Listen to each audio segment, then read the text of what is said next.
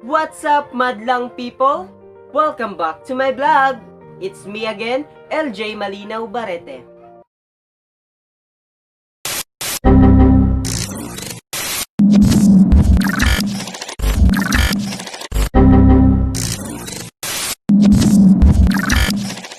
I already shared my insight about communication during the previous vlog, right?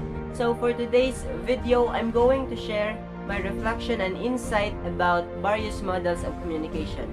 So let's get started. So I'll start this with a question: what are the models of communication? Actually guys, there are lots of models of communication. But for today's video, I'm going to focus only on the three most well-known models of communication, which are linear, transactional, and interactive. In linear guys, I have learned that linear model of communication explains the process of one-way communication, whereby a sender transmits a message and the receiver absorbs it. It is a straightforward kind of communication. An example of this model are television broadcasts, sending a memo, or even giving a speech. I have also learned that linear was originally developed by Shannon and Weaver in 1948, and it was first introduced, of course, by Shannon and Weaver in 1949. So that's all for this model, and now let's proceed to our second model, which is transactional model of communication. In this model, I have learned that transactional model of communication is the exchange of messages between sender and receiver, where each take turns to send or receive messages.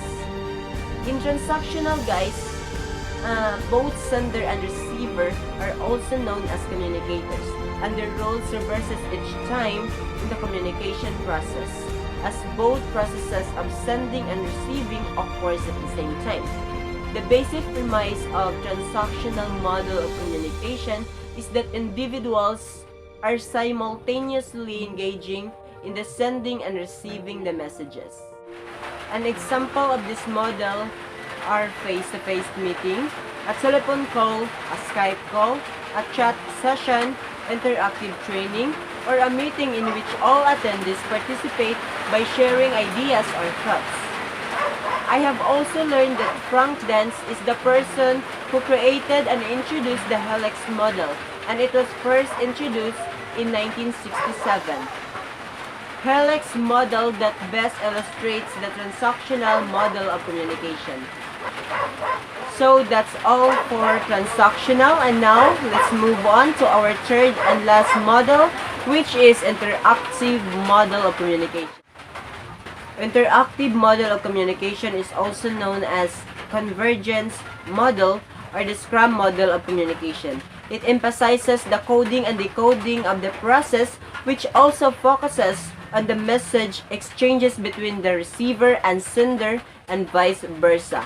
So that's all for today's video. Again, this is LJ Malinaw Barete reminding you that communication matters.